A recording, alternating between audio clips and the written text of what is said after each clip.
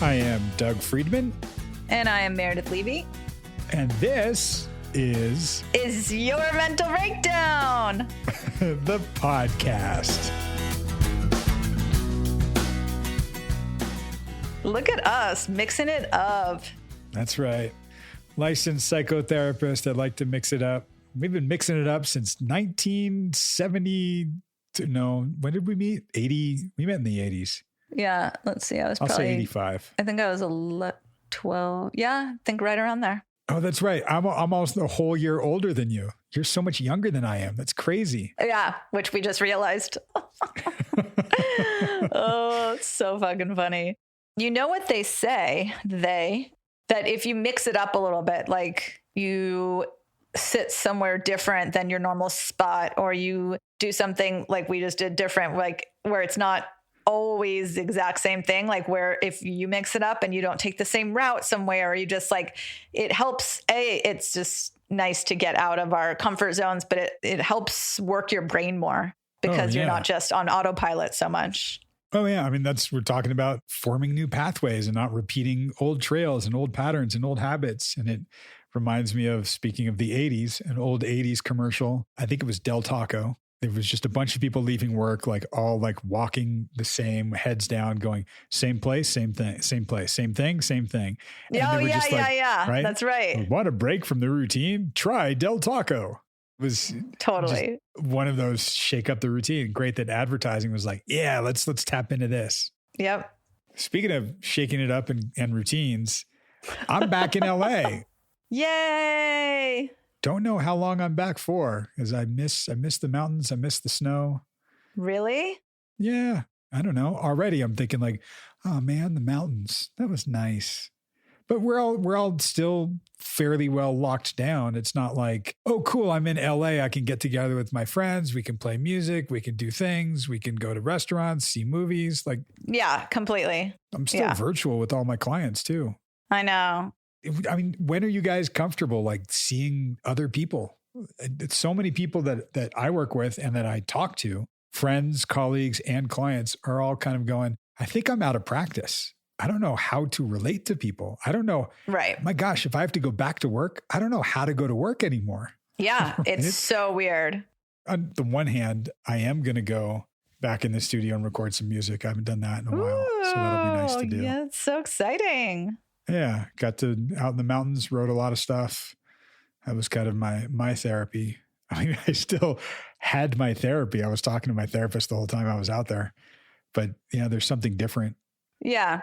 I don't know. We've talked about music quite a bit, and having a relationship with music, whether you're listening to it or writing it or playing it, it just taps into something I think different and pretty amazing in your being. Yeah, totally. I mean, again, I don't have that artistic musical component to me other than my love for music, but I can definitely appreciate it for sure. Non sequitur though, I just was thinking about it. Love these. How many of you are washing your car during COVID? I'm just wondering, because my car is so dirty right now. I still haven't taken it to the car wash because I'm just like, I don't need another person in my car. So I've either like had someone come or I've done it myself many times. Today I was thinking, oh, it's nice out. Maybe I'll wash my car like myself in my driveway when I get home. And then I thought, maybe I'll just hose it down. And then I did neither. So the thing is, I don't drive very much. But at the same time, it just sits in my driveway and it gets so gross. I'm just like, oh, I don't know. I mean, so I'm just wondering what the statistic is here. And it's black. So your black car picks up everything. Right. Funny you mentioned that, because I was thinking, okay, coming back to LA, there's two things I really want to do. I want to get a haircut and I want to wash my car. Nice. Have you not washed your car the whole time you've been there? The whole time I've been in Colorado. It's been nearly 6 months of not washing this car, and it is disgusting. That's amazing. It's been on 2 road trips. It's been snowed on a ton. It's been rained on. It's been, oh yeah, it's gnarly. And I was thinking almost the same thing. Like, I don't want somebody in my car. Maybe I can just have the outside washed. The line of thinking of maybe I'll hose it down. I know how that works for me anyway. I don't know about you, and I don't know about you guys out there. But if I hose down a car, Okay, well then it doesn't take that much to kind of take a sponge and soapy it up and Yes. and then hose it down again. Cool. And then I think, at least in LA, cool, I'm done. It'll dry. But water spots are so bad for the paint. No, you got to dry it, dude. I know. That's the stuff I really don't want to do. Yeah. Well, if you come over, maybe I'll wash your car. Really? No, definitely not. There are people, there's services that will come wash your car. And there's even waterless car wash people. Oh. Yeah. And then again, whatever. I'll just buy a new car. For sure, just buy a new car. Right? Speaking of buying a new car, Drew has a new gig. It's wild, like hearing these episodes now. I think we're doing every other week because the pandemic was just starting. It was a little crazy and he was running all over the place. Right. The girl that he's seeing doesn't live locally, so he's driving back and forth a lot to see her. Oh. Yeah. Okay. Yeah. So you guys will hear a little more about that. Yeah. Some stuff goes down when he sees her, which you guys will hear in just a minute.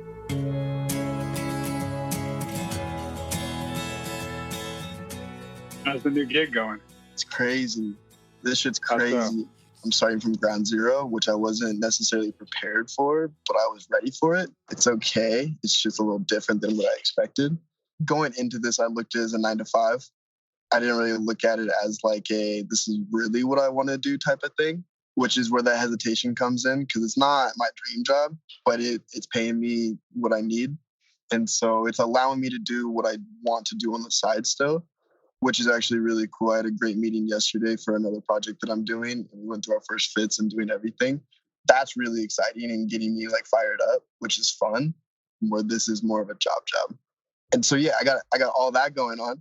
And then girlfriend and the kid, I had a crazy fucking weekend. It was horrible. I'm going to get into that real quick because it's just insane.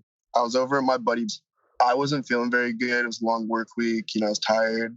Didn't really want to drink. Didn't want to do anything. So I ended up not. And so I was like the only sober person there.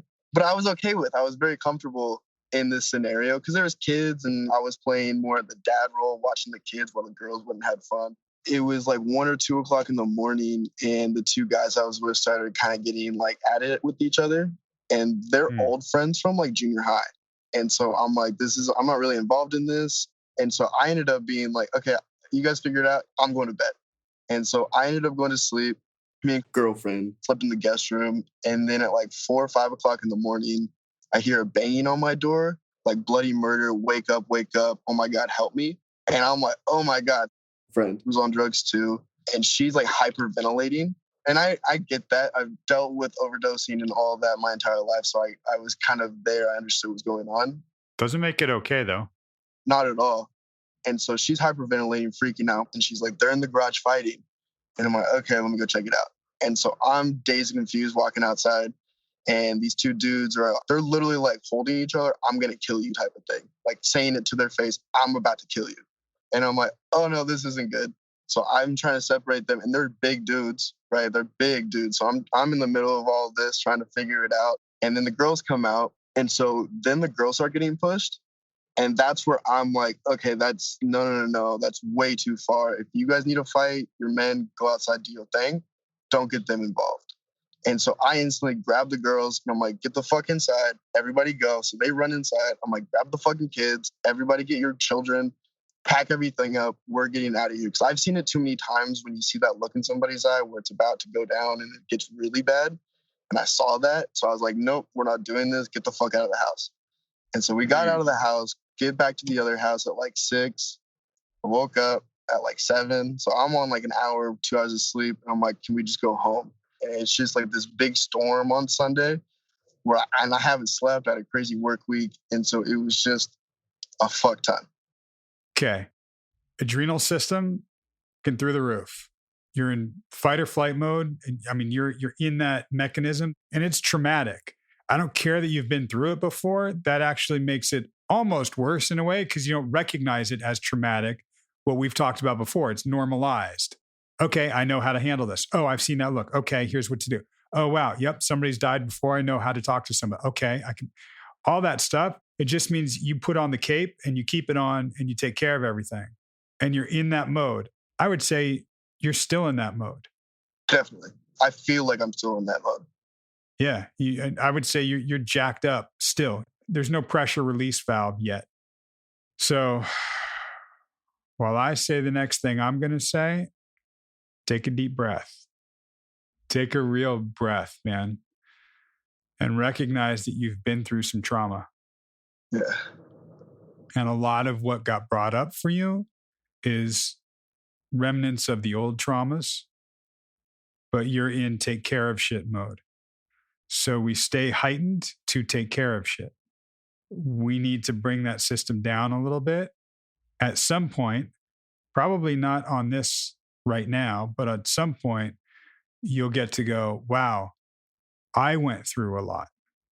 Right. Everybody that you were talking about, they're lead actors in their own movie. You were the ultra supporting character in all the movies. Yeah. At some point, we got to look at what was yours. Right. And that's the part where I don't know. I mean, thinking back to it, I'm still mad about the situation personally when everybody else involved, I mean, they wouldn't have hung out the next night. And I'm like, how the fuck are you guys hanging out when all this shit happened this morning? And I think that's a control thing of why don't you guys understand what just happened to you? How do you understand what just happened to you in that instance? Well, I think overall, it really wasn't fair to me to even be in that position. I think I understand it a little differently than people do. Just blanket statement, drugs and alcohol, I see it differently. They're hurting their family and everything involved. I mean, there's kids involved. That really hurts me. It hurt me a lot for them to put me and my family in that scenario. It's just so unfair to me and everybody I'm involved with that it's disrespectful. And I think that's what hurt the most, other than seeing a guy push a woman. Like, that is just so beyond my comprehension that it's just not okay. Yeah. And the things that I'm hearing that you experienced were, I felt hurt. I felt unfair, uncomfortable. I mean, that's your experience of things. Yeah. And now I don't want to go back because my first initial reaction is like, well, when's that going to happen again? That's some of the trust issues, right, that we've talked about. And safety. I think we've talked about feeling safe a lot. Is this unsafe, or does it remind me of a time that I felt unsafe? Sounds like it was both. Yeah. They came banging on your door, literally, and pulling you in. That was the unfair part. That was the involving you in something. And I don't care how good we can work on boundaries. If somebody's fucked up, screaming bloody murder at 2 or 4 a.m., whatever it was, of course you're going to open the door. And yeah, you're going to jump in because that's you. Yeah, it actually really brought me back to when my old friend was overdosing at my house. And that fight or flight of like, oh my God, I don't really know what to do. I think I made the right decisions in the moment for sure. And looking back on it, I definitely did, because everybody got out safe and nobody was really hurt. So overall, best case scenario, but that doesn't deter the fact that it's just not fair. Right. And this is where the boundary comes into play for you. Yeah. A boundary for you would be like, yo, dude, you can get fucked up and you can OD if you want. I'm not going to be anywhere around there. Right. You were in that mode of caretaker. It's a noble mode, but we got to take care of you first. Got to put the oxygen mask on yourself first. Right. I think we need to just check in and kind of go, okay, well, what is your boundary there? I don't know situationally in that moment what my boundary is. Friend group texted an apology. Sure. And for me, if you're going to apologize, talk to me. And so I think my boundary is I need that personal apology. And if that doesn't come, I'm okay with that. Like, I am fully okay with that. I'm okay with that. Am I okay with him? I don't know. Right. Because this like that really, like, I lost all trust in that moment. We talk about in relationships, red flags and caution flags. Caution flags are like, all right, well, I don't know that I like this. I'm just going to stay aware of this and just keep my eye out. And okay. A red flag is this is not okay with me. And we ignore red flags in the beginning a lot. And they will come back and slap you in the face. I've seen it myself. Right. So you don't have to figure it all out now. I'm just placing these markers so as we progress, we can kind of look at it and we can talk about it and you can understand it that way. Because you can't change a red flag to a yellow or green or fucking checkered, whatever it is. A red flag's a red flag. Yeah. Friend calls you and apologizes to you and says all the right things. Right. What he did showed you something. And what that whole night was showed you something. Okay, that might be a red flag. And you have to decide. And then it's, all right, I don't have to stop them, but I don't have to continue to be here. What do you think of that? I think you're exactly right. I saw a huge red flag with friend. I saw a yellow flag when we were out playing pool at 3:00 and his wife told him to come inside and he was like, no, and kept doing blow and kept drinking and those were yellow flags to me. I was like, this is your life. This is your house. This is how you want to run it. That's cool. Sure. Not me. Fast forward to this situation. That's a huge red flag and something I really don't agree with morally or anything. I don't agree with any way. My yellow flag for girlfriend, when we first started talking, she was drinking a lot and my red flags were up. Fast forward a couple of weeks, I've been able to talk to her about a lot of that and how shit affects me in a very mature way, which has been really, I feel healthy for me without diving in and spewing just, this is what happened to me. It's been very nice and very mature and very understanding on her part, which has just been amazing. I see her every day and she doesn't drink the way I thought she did. And so that yellow flag hasn't turned red. And I mentioned it to her of, hey, this is how this affects me type of thing. I still love you for what you're doing, but this affects me in this way. And she's been very cool about it. One of the hallmarks that I see and some of the progress that I see in you is having those conversations. There were times when you wouldn't have done that. Yeah. And I think knowing how to have those conversations too. It's you green berating the conversations, not preparing. You wanted to talk to your brother. You wanted to write him a letter. You wanted to organize your thoughts. You wanted to, all this stuff.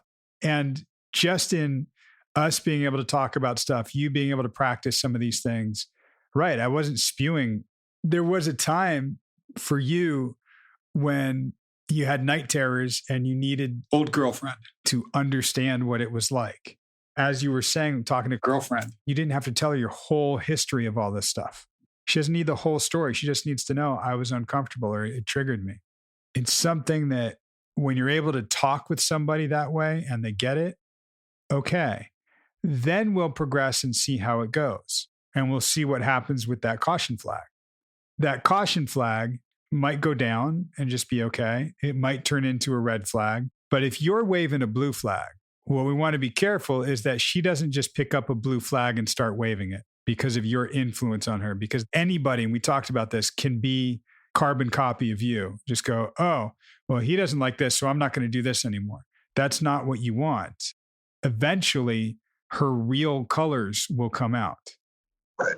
You might be okay with some of those colors as long as they're legit. I think the biggest thing for you is not knowing or thinking they're one and then seeing a different one. The trust.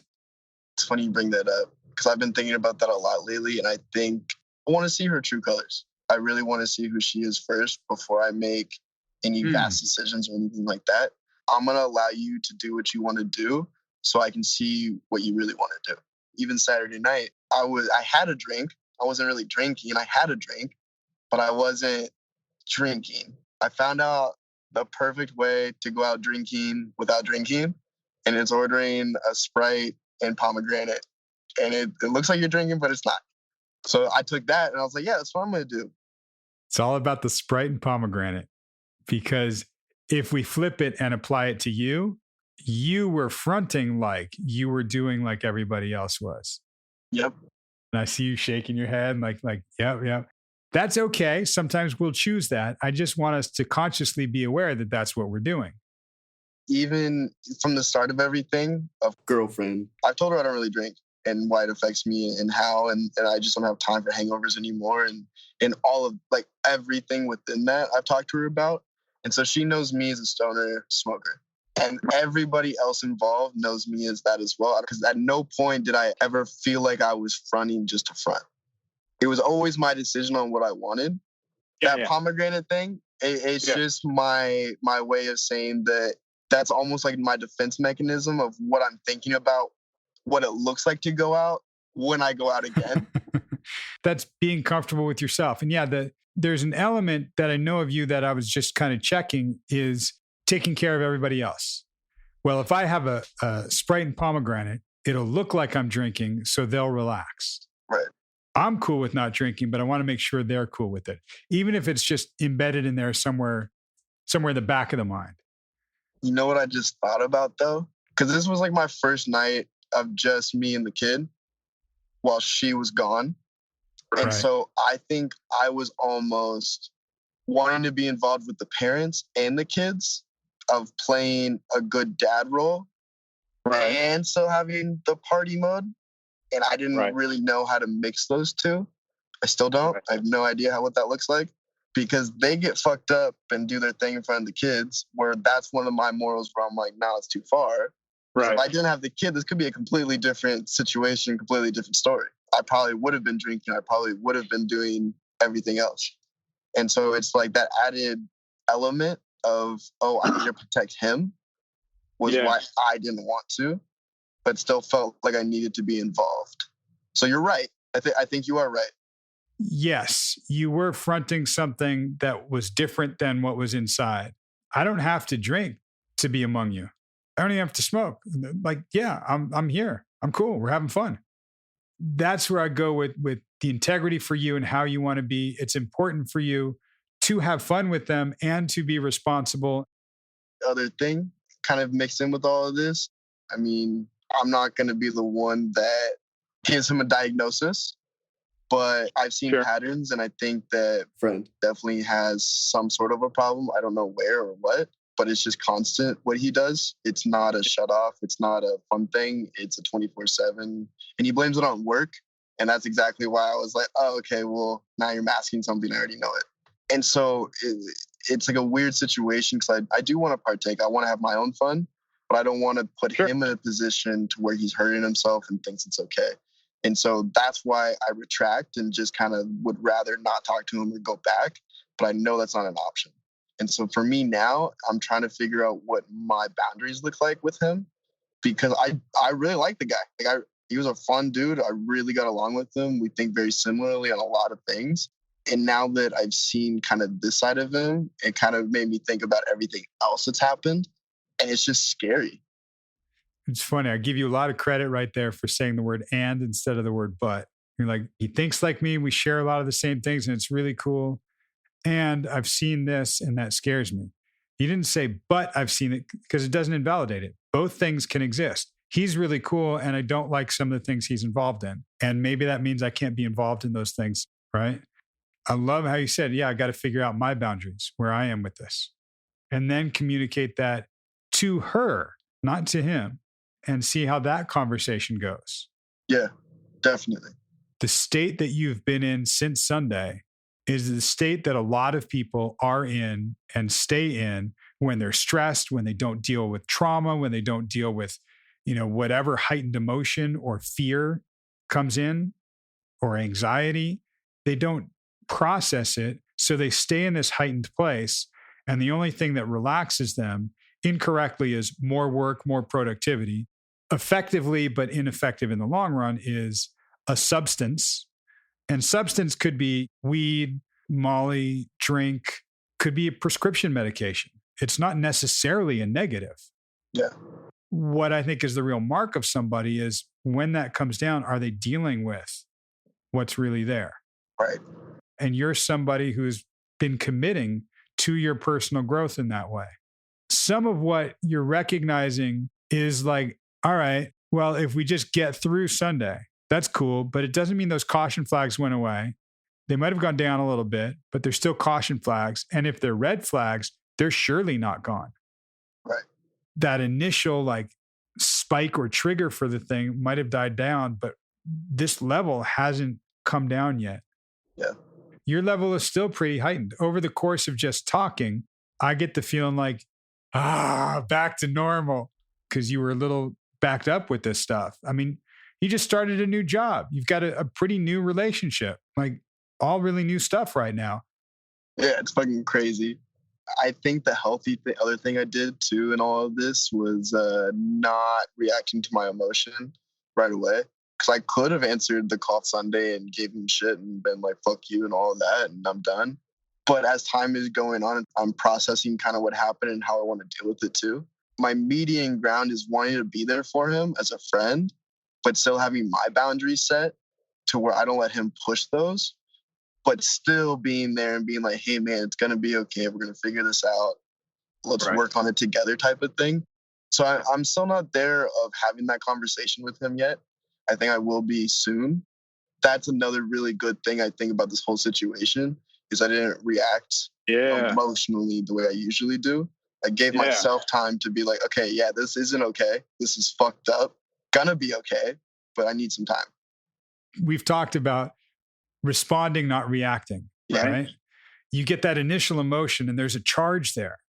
And mostly what we want to do is get that charge out. And we'll almost always throw it out on somebody or point it inside and take it out on ourselves. So for you to go, I didn't react with that emotional charge that I had. I'm giving myself a little time to kind of figure out where I am, what my boundaries are, and then I'll respond. I think that's really healthy. I mean, I think I've seen a shift in you just from when we started the session. It's going to be okay. I know that it's not okay right now. Fair. But I got a lot of good stuff going right now. Yeah, absolutely.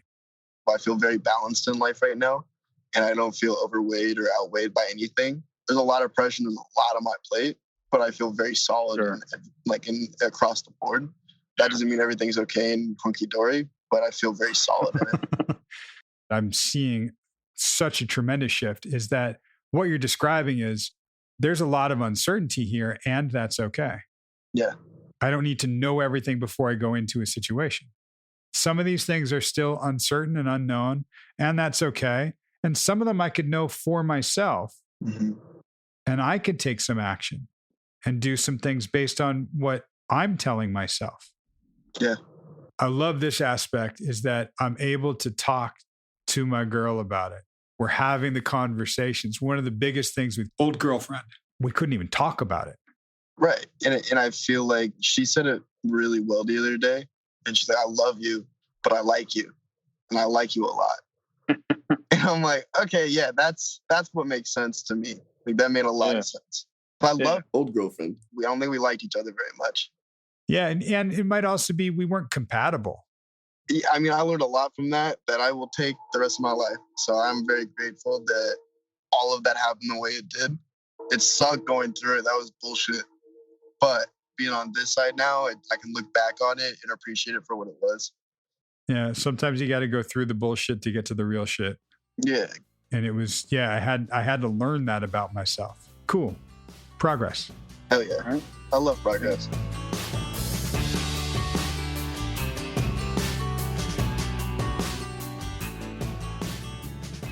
And we are back with you. We're back. Yay. Okay, so as you mentioned, Drew has a new gig, and I can relate to this. He said something about like it pays what he needs it to pay. It's not his dream job, but it's like still working in that realm, and it allows him to do what he loves to do on the side. So I was just thinking, like been there, got to pay our dues to get where we want to get and do the job that helps you get to where you want to get, even though it may not be your dream job. So I remember those days. Yeah. But recognizing sometimes you just need a gig that pays because you need money. Yeah. It doesn't necessarily have to be what you love doing or what you want to be doing.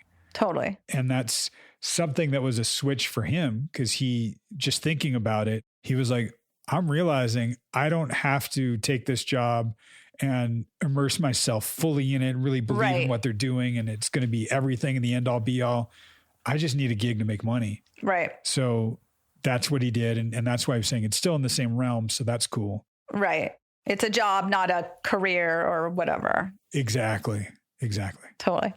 All right, let's just jump into the craziness that ensues, that I'm just like, what in the actual fuck?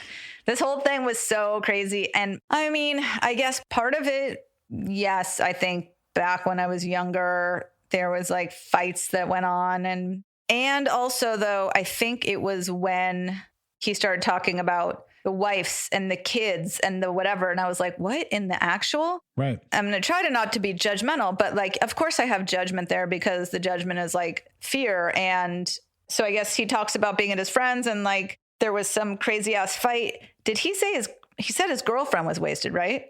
Right. It was interesting hearing all this as a therapist. As a listener, you guys might be hearing all this and being like, what the fuck? Get out of there. Or like, dude, relax and fucking join in. Like, why not? This is great. Right. As a therapist, I hear this and I'm thinking, okay, I can see something very unsettling for him. Right. There's an aspect of this that he doesn't really like.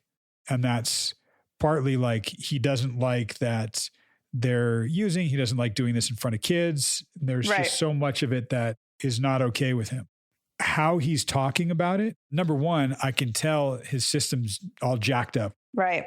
I can tell he's unsettled about this. And remember when I said he's got very good morals or very good that, we're like, what do you mean good? I meant for him, following his own integrity. Yeah. I can tell that a lot of how he's talking about this, he's going outside of his integrity or it's getting challenged in some way. Yes. And it wasn't my place at this point to call that out and to look at that and see like, well, this is incongruent with how you really want to be. Right. It's just going, yeah, let's get through this and we'll figure it out if you get there. We'll see. Well, yeah. And he did start to pick it up a little bit himself later. And I was glad he eventually brought up like, yeah, dude, not cool doing drugs and like stuff around your kids. And I was like, okay, I'm really glad he pointed that out because it just, to me, that was the thing that popped out the most for me. He was saying that it reminded him of his friend, like ODing at his house and started like sort of bringing that up. And then you guys started talking about how it was traumatic and that he had been through it before, but that kind of stuff just becomes normalized. So you kind of just do it. Right. That the reaction is not, oh, that's so traumatic for me. Yeah. Well, and you hit a good point. He didn't realize that it was traumatic for him. That's when I said early on, like your adrenal system is through the roof. Like you're pretty jacked up. You're in fight or flight mode. And he didn't even recognize that. You've gone through a traumatic experience. It's traumatic for you. And it can remind you of anybody that's ever OD'd before and how that was for you. And that fight or flight mechanism kicks into gear and your adrenal system does what it's supposed to do in those cases when you feel a threat. It's something that I think we did take a couple of deep breaths in the session and we might have cut some of it out so you didn't have to listen to us breathing. But it was like regulating your physical body because your mental and emotional is kicked into high gear and it's going to create this incredible tension in you that you don't realize. And it's your system functioning the way it's supposed to function. Like if you were out in the wild and a bobcat was chasing you, your system's good response would be to just run as fast as you can for as long as you can until the threat is over. Right. And that's essentially what our systems do. They kick into that kind of gear. And unless we bring that back down, we stay in that high gear and we don't realize it. Right. Like you said, the pressure valve being released. And again, it happens naturally. Like it just happened, but we need to unhappen it. Yes. Right. Or we need to recognize that it happened and process it and bring the system down and then recognize that, yeah, we've been through some traumatic experience here and it reminds us of the old trauma. Okay. Well, now we can process this. Right. So actually, when he was talking about being pissed because they hung out the next night, you said to him, and I can't remember exactly what it was, instead of asking like what emotions he felt, like, well, how did that make you feel type thing, and not in those words. Right. You said to him, well, I hear hurt, I hear blah, blah, blah, I hear blah, blah, blah. And I was just thinking like, how do you decide whether to tell him what you're hearing as opposed to asking him what he's feeling? Well, he was saying it for one thing, but that's partly what I wanted to do is make the shift from everybody else to himself. Mm-hmm. When he was saying like, dude, you guys are just hanging out again. Do you understand what just happened to you? And I think I even said like, yeah, do you understand what just happened to you? Like, let's bring it back to you. Yeah, exactly. And that's when he started talking about things, and I can hear it in him, and I'm giving him the words. And you're right. I could have at that point just said, well, how do you feel about that? Like, tell me about how you're feeling. Right. I was just wondering how you just go with what feels right in the moment for you. Well, yeah. And he said something like, when he was saying like, how could you do that in front of kids? Like, that really hurts me. Like, okay, I hear you're hurt by that. So I hear yeah. Okay. Right. It was sort of taking that he mentioned the emotion, but he just kind of kept going. Yeah. Let's pause and focus on that. Exactly. Let's go there. And that's one of my least favorite things. And I'll say it. You've probably heard me. You guys might remember me saying it somewhere in some of these episodes. I'll say, well, let me be the cliched therapist for a minute. How did that make you feel? Like, I hate saying that line. Yeah. But it's such an effective line, because it's really kind of going, pause, tap into what you were feeling then, or what you're feeling right now. Totally. I'll often just say, okay, so what emotion came up for you then? Because so many people have a hard time naming emotions or connecting to emotions, or when you ask them what the emotion or feeling was, they just freeze and they're like, emotion? Feeling? I'm not talking about that, Right. Well, and that's why when we put out the feelings wheel, and I had a couple of people say to me, and I've given it to a couple of clients in like a bigger version so they can read it more easily. And they were like, oh man, I didn't realize there were these many feelings. There's this many feelings? Really? Totally. Like, wow. Like, oh yeah, they're all complex. And it might be several. Oh yeah. Yeah. And I think especially when clients say to me, oh, I was so mad. Okay. I'm big on this. I've gotten challenged on it, and I don't care whether I'm right or wrong. It doesn't matter. But I love saying that anger is a secondary emotion. There's usually something else underneath the anger that we're feeling. Yeah. I challenge you on that. I know. I know you did. You're like, sometimes you're just fucking angry. I'm like, I would dig deep in that and go, right. Why are you angry? What's really going on? Right. Because someone just punched me in the face. I know. That's what you said last time too. I know. It's a good one, right? We have our go-to examples. I know. Recognizing that it's not just, no, I'm not angry. I'm this. Right. Like, you might be angry and this and that. Yeah. So you talked about red flags and caution flags. And I was like, dude, red flags and caution flags? Shouldn't you say red flags and yellow flags? Like, I was like, what, danger flag and caution, or red and yellow? Like, what, you can't just you very much confused me, but I thought that was great. Please tell me what the blue flags are, because I was confused. Tell us about that. For what we were talking about, like the red flag, clearly we all know what a red flag is. What we were talking about when we got into the blue flag, it was like, right, in time, a caution flag might develop into a red flag. Right. And okay, that's something where we have to look out. And I just picked something opposing that, like, a red flag is red, that's bad. A blue flag, like, whatever, who cares? Right. It's a blue flag. Right. No big deal. Yeah. Sometimes we will see somebody waving a blue flag, metaphorically, figuratively speaking, not an actual blue flag, mind you. Right.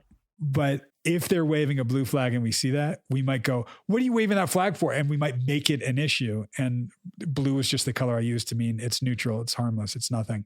Or they're waving the blue flag, and in reality, that's them trying to say there's no issue, there's no problem, and it really is not a blue flag. Maybe for them it's a blue flag, right? But for me, someone I dated for a while was extreme alcoholic. First 2 weeks we dated, though, he didn't drink at all in front of me. And then we went on this little vacation together. And in 1-2 days, I was like, damn, he's drinking a lot. Okay. And he's like, blue flag. And I'm like, oh yeah, it's just we're on vacation, right? He doesn't really drink. And then that fucking red flag dropped. We didn't even go to yellow. Well, I would say on that vacation, it became yellow for you, but it was blue for him. Exactly.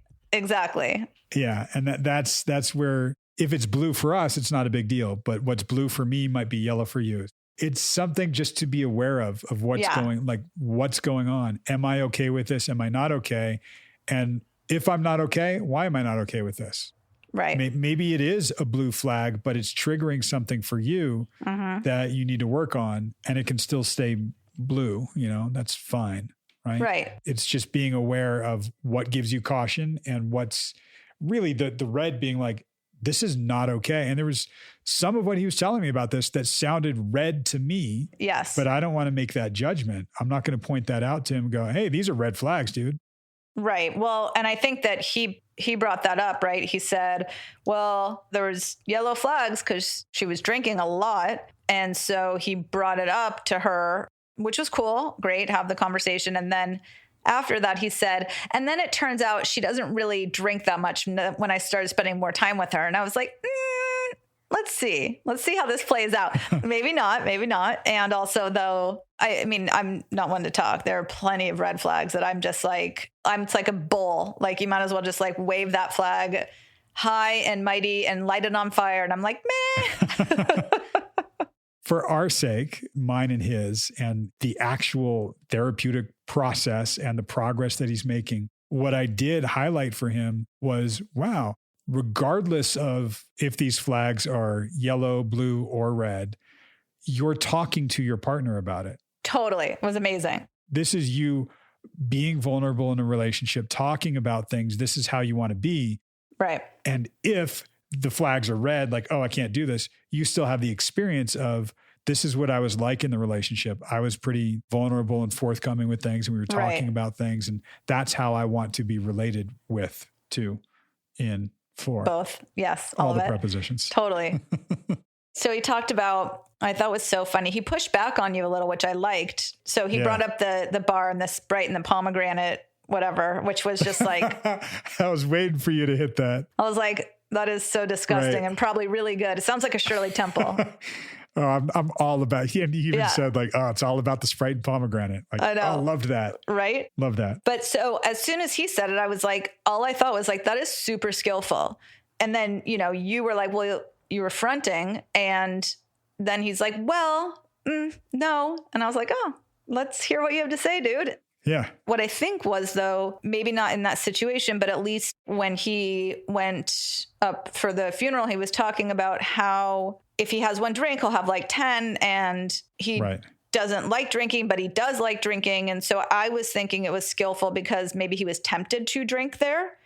And if he had something in his hand, he could have just be like, no, thanks. The other thing is, it does get annoying because I've been out plenty of times where if you don't have something in your hand, it's sort of being polite. Like, people often come up and they're like, do you want a drink? Do you want a drink? Let me get you a drink. And so part of that can just be culturally, they're just like, well, we're out somewhere and we're drinking. Why aren't you? And I also got what you were saying, if it was that he didn't want to tell people or he was afraid to be himself. But I feel like that wasn't what he was saying.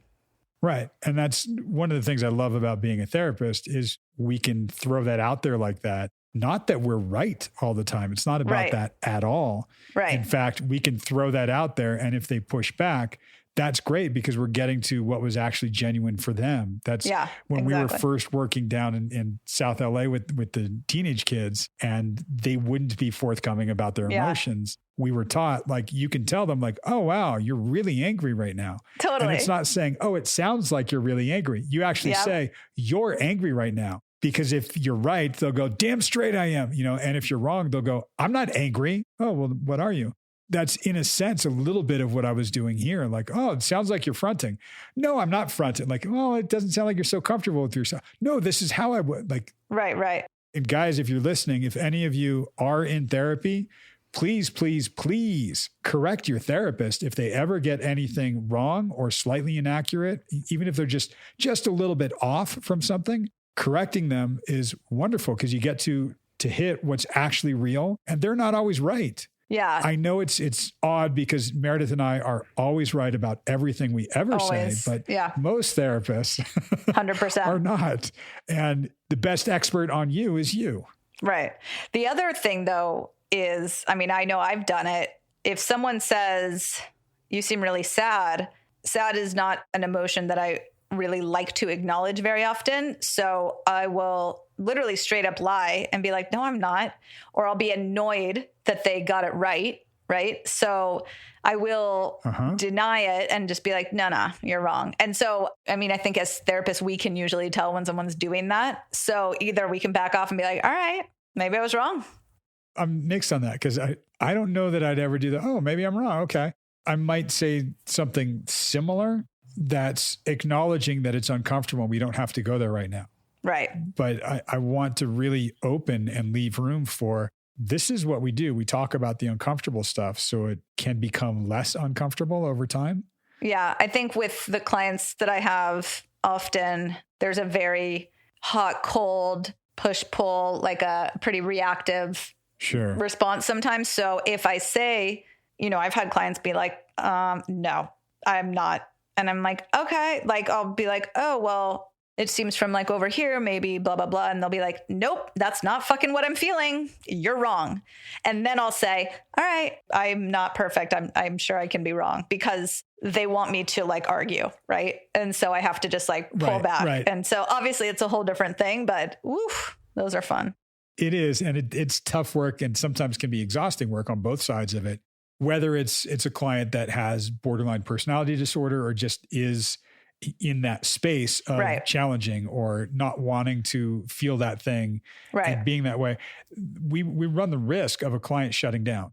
Yeah. And that's something where you have to be careful as a therapist that, I always say, I will push, but I won't push over. Yeah. And I won't push somebody over is what I mean. Not, I won't be a pushover, but it's something where we can nudge, and then you see like, oh, they might shut down if I keep going. I'm not going to go there. Right. And I have had clients that I've worked with before that have shut down. One walked out of my office at the end of the session, and I just thought, all right, he's not going to be back for a while. And he did cancel his next session. Then he said he wanted to take a break and came back in maybe 3 months later and asked why I didn't call him and see what was wrong, which I thought was great, because, that's what he wanted. He wanted that chase. He wanted to reenact that pattern and that way of relating to somebody. And like, that's not my function. Right. We can talk about what happened and what you were looking for and what that meant. It's a very delicate balance in the room sometimes to see when the push is going to push somebody over and you don't go there, and you do kind of come back and go, oh yeah, okay, maybe I was wrong. And maybe you revisit it in a week or two, and maybe you don't. Yeah, no, for sure. I mean, I've definitely had art fly off my wall when someone slams the door really hard, or shit thrown at me. But you know what doesn't kill you makes you stronger. And I love my clients, so it's okay. Well, in early days of working with teenagers and going into their homes, I mean, they couldn't walk out of their homes, but they would throw all sorts of stuff. I think I've told you this. I had one client that I got to his house for a session. He had thrown the TV out the window, and like his room was just completely ransacked, and it was wild. And I got up there and just sat in the middle of his like room that looks like the Tasmanian devil hit. And we just kind of sat there for a while and just let him be mad. Sometimes I just put on my boxing gloves and fight them back, but you never know. But funny, actually, what Drew did say towards the end is he said, one thing I'm really proud of, or one thing I noticed, was that he didn't react to his emotions when his friend, I guess, called him to apologize or just called him to talk about what the fight and all that stuff that had happened. I think he said he didn't pick up the phone, or he didn't engage because he knew he was going to be reactive and he was going to be like, dude, go fuck yourself. And so he stopped and paused and processed it and thought about it. And he pointed that out himself. I was like, that is awesome. And then he said honky dory. It's hunky dory. He said something that I thought was really interesting. He said, I didn't want a group apology. I wanted a personal apology. It's to like apologize, like, oh, I'm sorry, everybody, and putting it on a group text. Like, oh man, it's often easier, but calling somebody personally and doing that is a lot different. And that's where that was a clue for me that it was traumatic for Drew, and Drew was looking for some way to mitigate the trauma and to feel a little better. I don't think it would have come from the apology of this one person to him. I think it comes from him recognizing, oh, this was traumatic. And this did remind me of other times and other things. Right. And this guy, that, I don't know, it's either a caution flag or a red flag. That might be pretty big for him. For sure. Towards the end, you said you have to go through the bullshit to get to the real shit. I was like, oh, kind of like that. I mean, the bullshit can be real too, but like for all intents and purposes, got to go through the bullshit to get to the real shit. I thought that was great. Thank you. And something too that he said is like, yeah, well, it sucked going through it. It was nice to see him like take some breaths when he said it too. It was just like, Yeah, I got through it. It sucked going through all that bullshit. Right. It was me kind of capping like what he just went through in 50 minutes with me, going through all that bullshit and having that breath, that exhale, and going, now we get to the real shit of what it's really about. Yep, exactly. He's doing amazing. That's for damn sure. Oh, yeah. Love it. And he loves it. The last thing he said in the session too was like, yeah, I love the progress. It's great. I know. He's like, let's go. Let's keep going. Keep on going so we can be a part of it. Yeah. And you guys can be a part of it too. Come on back next week and see what else is going on. We'll have more exciting stuff. Indeed. All right, guys. We'll see you in a week. Bye. Bye.